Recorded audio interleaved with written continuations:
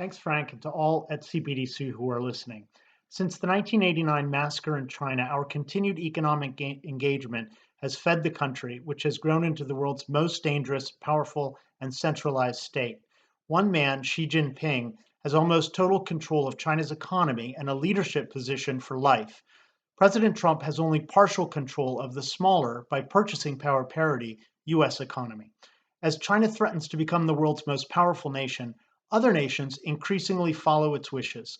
China's actions are now indistinguishable from those that would serve a goal of Chinese hegemony. It is now clear that China is more than a competitor. That category implies that all play by the same rules. Rather, China is better described as an adversary or enemy.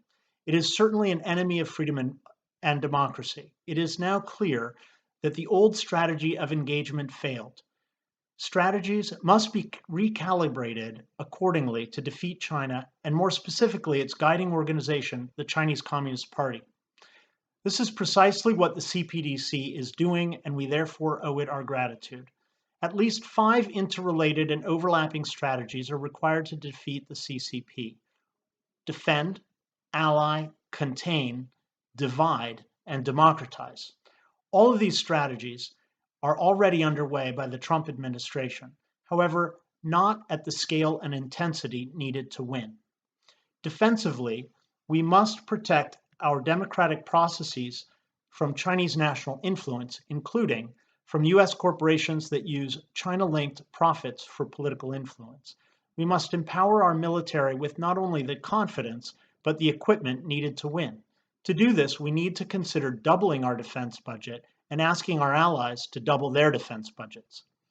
To beat China, we need strong and loyal allies.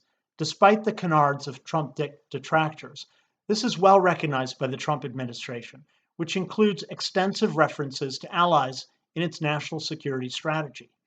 We need allies to stop sitting on the fence and playing both sides. They must demonstrate their support by moving their public position away from China and towards a NATO-led alliance against China. Countries like India and Indonesia need to publicly give up their non-aligned status if they want US protection. India, Pakistan, and Russia should quit China's Shanghai Cooperation Organization. We can offer the carrot of security to allies, but we must also use the stick to keep our alliance together. Countries that de-recognize Taiwan or engage in military exercises with China should face sanctions, tariffs, and exclusion from security alliances. We can contain China territorially through, for example, supporting our most responsible allies in Asia, Taiwan, Japan, South Korea, and Australia, to obtain their own nuclear deterrent, which together would serve as a nuclear containment strategy against China. We can also contain China and its allies through economic sanctions and tariffs, which, even if they don't achieve their economic or human rights demands, are useful in weakening China economically and therefore militarily. We must also contain critical technologies for economic and military development.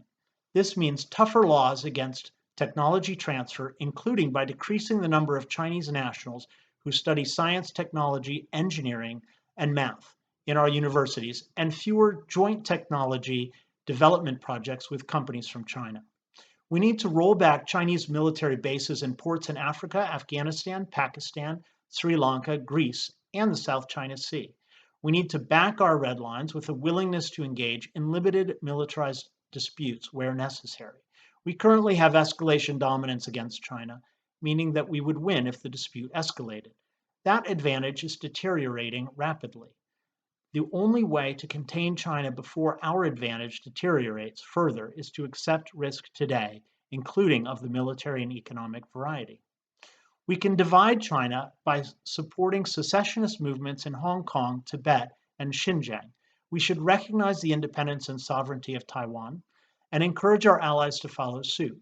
Taiwan is the only legitimate government of China, based on it being the only democratic government of China.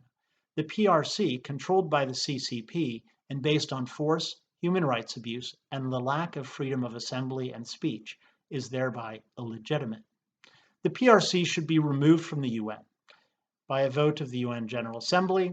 If the General Assembly does not so vote, the US should disallow Chinese diplomats to the UN to pass US borders, keeping them out of New York City. Exclusion of the PRC from the UN is justified to stop China's territorial aggression and human rights abuse, which are contrary to the founding principles of the US, including the right to vote in genuine elections. This right to democratic elections is also found in the UN Universal Declaration of Human Rights of 1948. If, in reaction to the exclusion of representatives of mainland China from UN grounds, some countries threaten to quit the UN, it will reveal their lack of support for the founding principles of the UN. Those that support totalitarianism should also be excluded from the UN and should then become the target of economic sanctions. We can democratize China through supporting dissidents in Beijing and by welcoming China's non-STEM students to the US. After studying history and politics in US universities, these students will return to China with positive ideas about democracy. While democratizing and dividing China is in no way certain or easy, if we cannot divide and democratize the country, we can at least cause sufficient political support for democratization and the independence of Tibet and East Turkestan, that China reorients some of its defense spending to internal security and so becomes less of an external military threat. Democratization is an ideological battleground with material consequences on which the US has a strong and global advantage against China. We must use it to effect. China has allies, including here in the US. There is a network of billionaires, corporations, universities, think tanks, and nonprofits that have Chinese national sources of revenue or that get donations from those that do. This pro-China network is influential in US policy circles and resulting in risk-averse and stopgap policies of appeasement.